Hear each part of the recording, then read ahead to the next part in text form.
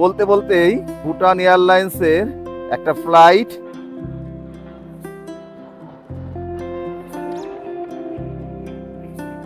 রাস্তার ধারে গ্ল্যাডিওলাস দেখতে পেয়ে জুঁই দানা নিচ্ছে। আমরা চেলেলা পাসে এলাম। চেলেলা পাস এই পিছনে দেখছেন, গাড়ি নিয়ে ঢুকে ঠিক সামনেই যে অফিসটা আছে সেই অফিসটা থেকে আপনাদেরকে এক্সিট করতে হবে। আমরা পারোতে যে নির্ভানা ইন যে আমরা হোটেলটায় ছিলাম তার ব্রেকফাস্টটা কমপ্লিমেন্টারি ব্রেকফাস্ট ছিল। আমাদের রুম রেন্ট পড়েছিল 4500, ব্রেকফাস্ট আর ডিনার কমপ্লিমেন্ট করে একসঙ্গে যোগ করে। তা আজকের ব্রেকফাস্ট রয়েছে, ব্রেড রয়েছে, জ্যাম রয়েছে, বাটার রয়েছে, টোস্টার রাখা আছে, এখানে কর্নফ্লেক্সের জন্য মিল্ক রাখা রয়েছে, 2 রকম মানে চকলেট রয়েছে আলাদা, স্যান্ডউইচ আছে, এখানে আছে ব্যানানা, এখানে জুস রাখা আছে, অ্যাপেল জুস লাগছে, এখানে কর্নফ্লেক্স, এখানে রয়েছে পাইনাপেল এই আপনার ওয়াটারমেলন, দেন এখানে রয়েছে একটা মটরের তরকারি আছে, সবজি আছে, আর এখানে রয়েছে বাটোরা মানে ছোলা বাটোরা করেছে আর কি। এই হচ্ছে মোটামুটি আমাদের ব্রেকফাস্ট মেনু। আর যে অমলেট বা যদি বলা হয় যে ডিমের অন্য কোনো করা হবে সেটা ওরা রানিং কিচেনে করে দেবে। তাই মোটামুটি আপনারা দেখতে পেলেন, আইডিয়া পেলেন যে ব্রেকফাস্টে কী কী থাকতে পারে এই হোটেলে আপনারা যদি আসেন। চলুন এবার আমরা ব্রেকফাস্টটা করে নিই, তারপরে আমরা বেরিয়ে যাব আমাদের হাফ ভ্যালির যে ভিউ পয়েন্ট সেটা দেখে নেওয়ার জন্য। গুড মর্নিং ফ্রম পারো। এখন বাজে 8:40। আমরা পারো থেকে স্টার্ট করছি আমাদের জার্নি কলকাতার দিকে। তবে যাবার পথে আজকের আমরা চেলেলা পাস হয়ে যাব। হাফ ভ্যালির একটা ভালো ভিউ পাওয়া যায়, এখান থেকে সময় লাগবে 1.5 ঘন্টার মতো। আর চেলেলা পাস থেকে আমরা ডাইরেক্টলি চলে যাব ফুলসিলিং। ফুলসিলিং থেকে আমরা যাব হচ্ছে কলকাতা থেকে যতটা যাওয়া যায়, রায়গঞ্জ হোক, মালদা হোক, যতটা পারবো, না হলে একেবারে আমরা শিলিগুড়ি বা জলপাইগুড়িতে স্টে করব। রাস্তার অবস্থা তো ভালো আছে, আর যদি অন্য কোনো সমস্যা না থাকে আশা করছি ঠিকঠাকভাবেই আমরা মোটামুটি পৌঁছে যাব। আর আগামীকাল আমরা পৌঁছাবো কলকাতা।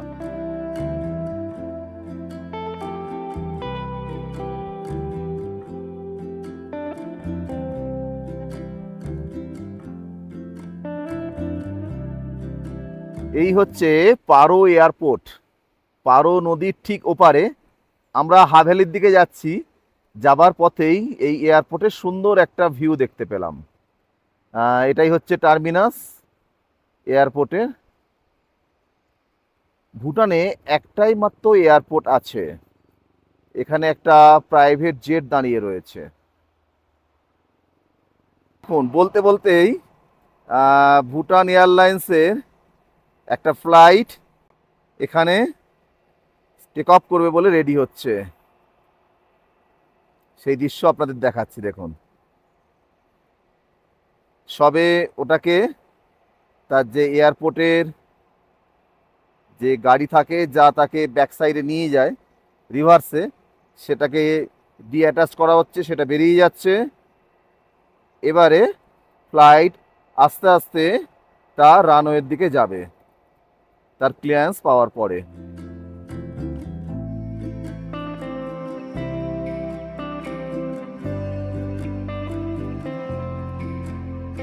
দেখুন, ফ্লাইট এইবারে টেক অফ করার জন্য স্পিড নিচ্ছে। রানওয়ে থেকে সে দৌড়ে দৌড়ে আসছে তার ডিজায়ার স্পিডটা পাওয়ার জন্য।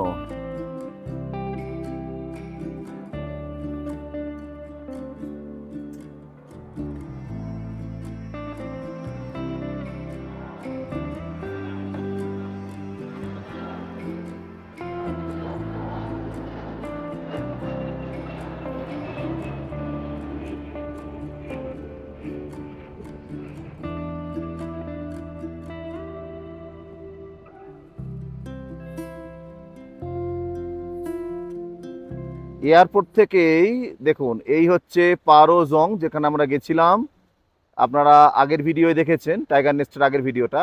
আর এইটা হচ্ছে পারো যে মিউজিয়াম, যে মিউজিয়ামে পারোর যে ইতিহাস এবং বর্তমান সম্পর্কে আপনারা জানতে পারেন। মানে এয়ারপোর্টে দাঁড়ালেই আপনারা পুরো পারো শহরের একটা বার্ডস আই ভিউ পেয়ে যাবেন। আমরা পারো এয়ারপোর্ট দেখে এবারে হাফ ভ্যালির দিকে যাচ্ছি। চেলেলা পাস রয়েছে একটা নাম মনে হয়, চেলেলা পাস তো, হ্যাঁ চেলেলা পাস রয়েছে। তা সেই পাসটা দেখতে যাওয়া। এখন আমরা যে রাস্তাটায় ছিলাম, মূল যে রাস্তা, সেটাকে ছেড়ে দিলাম, দিয়ে ডান দিকে রাস্তাটা ধরলাম। এটা একটু দেখছি সরু রাস্তা, যে চওড়াটা অতটা নয়। আস্তে আস্তে আমরা ওপরের দিকে উঠবো। চেরেলা পাস মানেই বুঝতে পারছেন যে গিরিবর্ত, তার মাঝখান দিয়ে রাস্তা, সেখানে যাব। সেখান থেকে হা ভ্যালির একটা সুন্দর ভিউ হয়।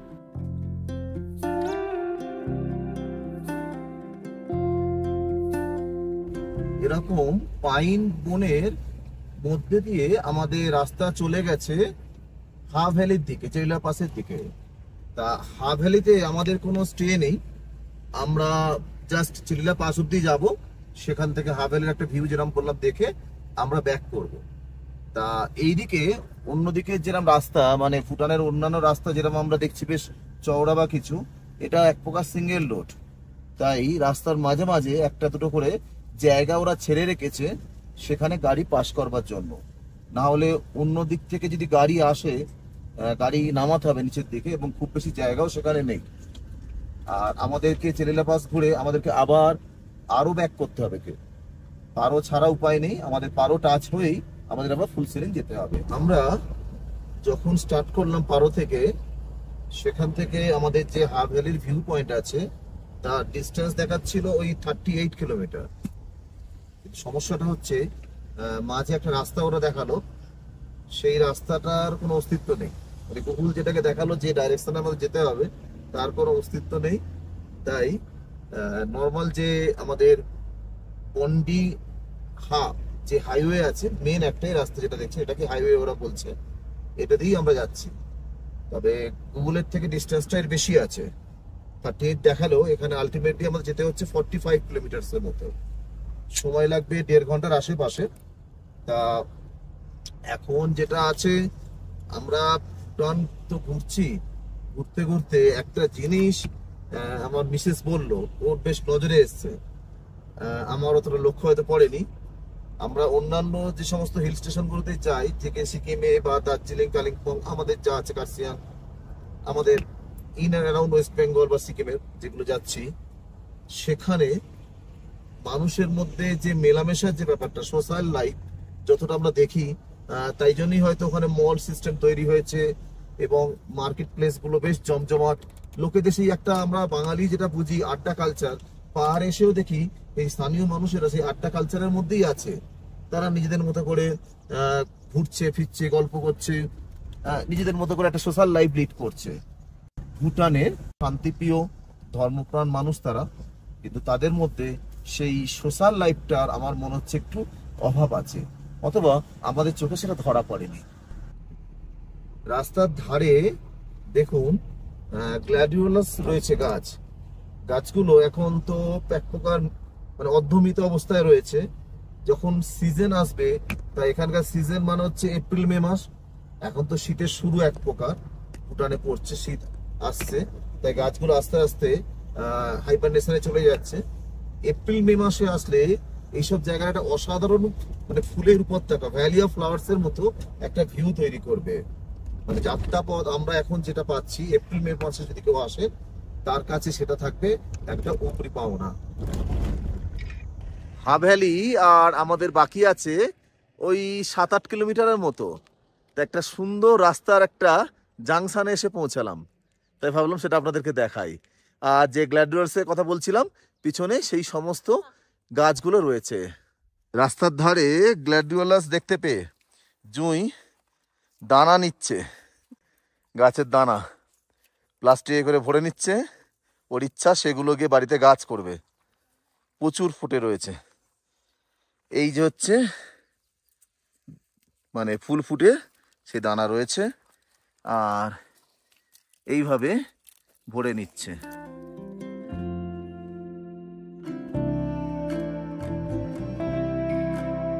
চেরিলা পাস আর আছে আমাদের 1.5 কিলোমিটারের মতো ডিস্টেন্সে। রাস্তা আস্তে আস্তে উপরের দিকে উঠে যাচ্ছে, যদিও পারো থেকে পুরো রাস্তাটাই উপরের দিকে চড়াইয়ে রয়েছে, আর আশপাশে মেঘ চলে আসছে। চেরিলা পাসের হাইট আছে 4000 মিটারের উপর, আর চেরিলা পাসই হচ্ছে ভুটানের হাইয়েস্ট পাস। তাই একটা আলাদা একটা ইচ্ছা ছিল। তা সময় যদিও খুব বেশি নেই, আমাদের হয়তো অল্প কিছুক্ষণ সময় চিলেলা পাশে থেকে ব্যাক করে চলে আসতে হবে। আর যতটা উপরে আমরা উঠছি, আমাদের পারোতে এতটা ঠান্ডা ছিল না। চিলেলা পাশের দিকে যতটা এগোচ্ছি, ওয়েদার অনেকটা চেঞ্জ হয়ে গেছে, ফগি ওয়েদার। আর তার সঙ্গে সঙ্গে আমাদের বাতাসের যে হিমেল যে ব্যাপারটা, সেটা অনেকটা বেড়েছে। এই যে দেখছেন আস্তে আস্তে যে রাস্তাটা উপরের দিকে যাচ্ছে, সেই উপরটাতেই হচ্ছে চিলেলা পাস।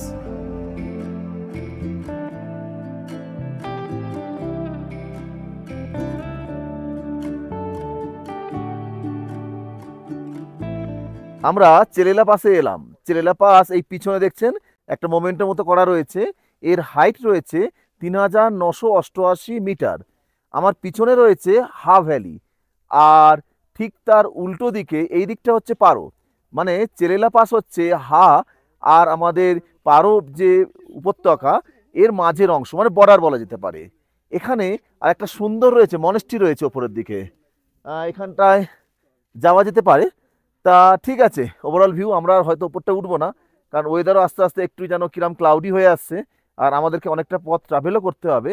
তাই আস্তে আস্তে আমরা এখান থেকে কিছুক্ষণ সময় কাটিয়ে আমরা নেমে যাব আমাদের পারোর দিকে।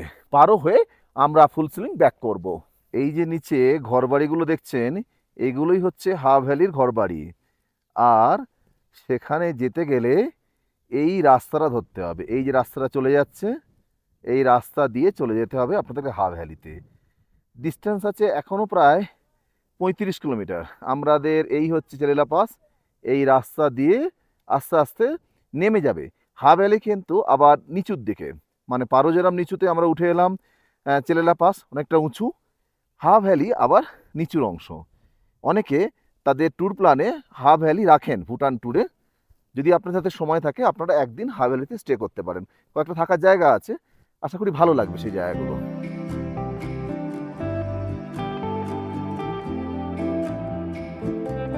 চেলিলা পাশে এইরকম একটা ছোট্ট স্টল মতো রয়েছে, চাটা পাওয়া যায়, ম্যাগি বা টুকটাক জিনিস আপনারা পেতে পারেন।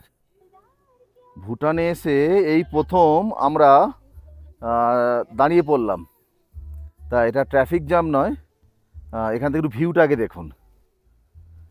এই পারো শহরের একটা দিকের ভিউ এখানে পাওয়া যাচ্ছে, আর গাড়ির একটা লম্বা লাইন।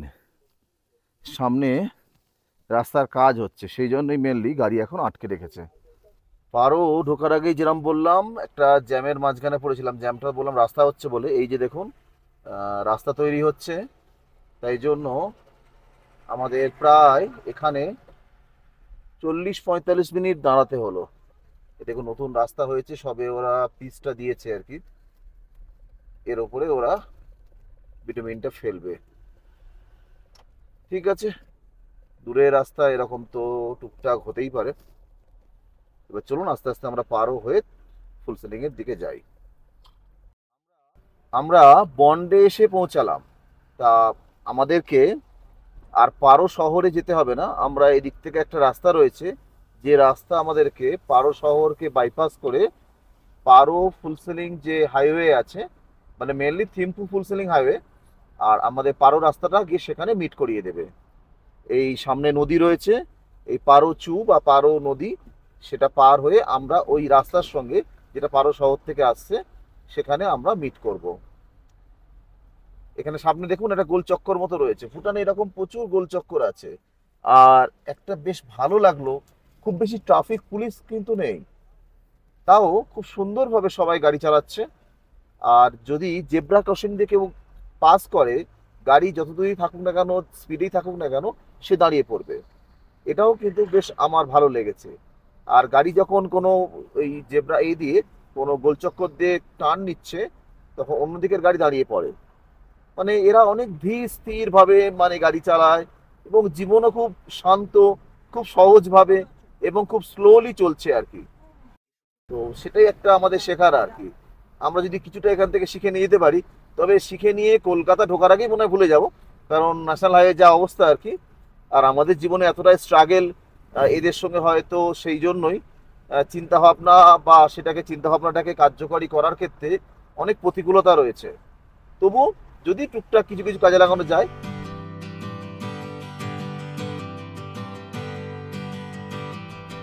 আমরা চুজুম এসে পৌঁছালাম। এই বাঁদিকের যে গেটটা দেখছেন, এই গেট দিয়ে চলে যেতে হবে থিম্পু। আর আমরা এইবারে ডান দিকে রাস্তা ধরবো। ডান দিকে রাস্তা দিয়ে আমরা চলে যাব ফুলসেলিং হয়ে জয়গাঁও। এইটা হচ্ছে থিম্পু ফুলসেলিং যে হাইওয়ে, সেই হাইওয়েতে আমরা পৌঁছালাম। এখন ফুলসেলিং এর ডিস্টেন্স এখান থেকে আছে 119 কিলোমিটার। ভুটানের টাইম অনুযায়ী আমরা 3:52 পৌঁছাবো ফুলসেলিং এ। আর আপনারা হয়তো অনেকে জানেন, কিন্তু যাদের জানা নেই তাদের জন্য বলে রাখি, ভুটান আমাদের থেকে 8 ঘন্টায় এগিয়ে। তাই 3:52 যখন আমরা পৌঁছাবো, তখন ভারতের টাইম থাকবে 3:22। থিম্পু থেকে ফুলসেলিং যাবার পথে এই রকম একটা সুন্দর ঝর্ণার দেখা পেলাম। যাবার দিনও দেখেছিলাম, কিন্তু তখন অন্ধকার হয়ে আসাতে খুব একটা ভালোভাবে ছবি তুলতে পারিনি। ঝর্ণাটা দেখে আমরা এবারে ফুলসেলিং এর দিকে যাচ্ছি। ফুলসেলিং এর ডিস্টেন্স এখনো আছে ওই 84-85 কিলোমিটার। মানে আপনারা যারা ফুলসেলিং থেকে থিম্পুর দিকে আসবেন, আপনাদের মোটামুটি ঝর্ণার কাছে আসতে সময় লাগবে 3 ঘন্টার মতো। তা এই রাস্তাতে খুব বেশি ভিউ কিছু নেই। আরেকটা আছে আমাদের গেদু, একটা ওই মনেস্ট্রি মতো আছে, 8 পিলার মনেস্ট্রি, সেটা রাস্তার ধারেই পড়বে।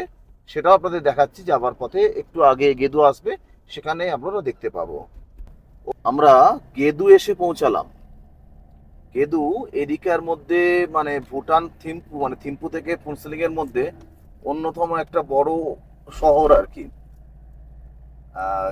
এখানে 8টা স্তূপা আছে, 8 স্তূপা যেটা বলা হয়, সেটা দেখবো, সামনেই আছে।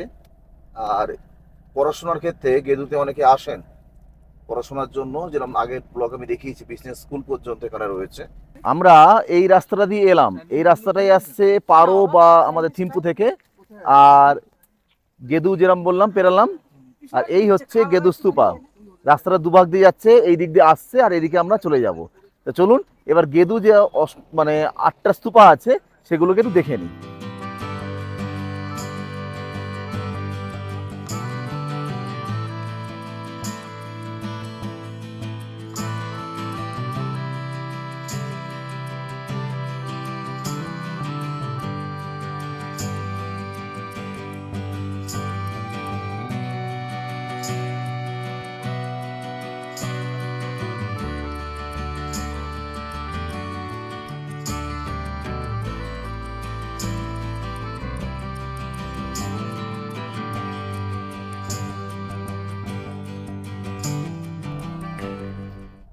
দেখুন, আকাশে রোদ রয়েছে, তার মাঝেই নিচ থেকে মেঘ উঠে আসছে, একটা মায়াবী পরিবেশ তৈরি করছে। যাবার দিন আমরা অনেকটা এরকম জায়গাতে গিয়েছিলাম, একদম সে মেঘের মধ্যে দিয়ে রাস্তা চলে গেছে, কিছুই দেখা যাচ্ছিল না। মনে হচ্ছে সেই প্যাচটাই এসে আবার পৌঁছেছি। 15 কিলোমিটারের হবে একটা প্যাচ ছিল।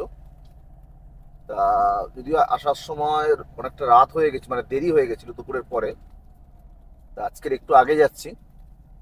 তবে মনে হচ্ছে সেই জায়গাটা সবসময়, দিনের সবসময়তেই মেঘে ঢাকা থাকে। সামনে দেখলে বুঝতে পারছেন, পুরো রাস্তা আস্তে আস্তে মেঘের মধ্যে চলে যাচ্ছে।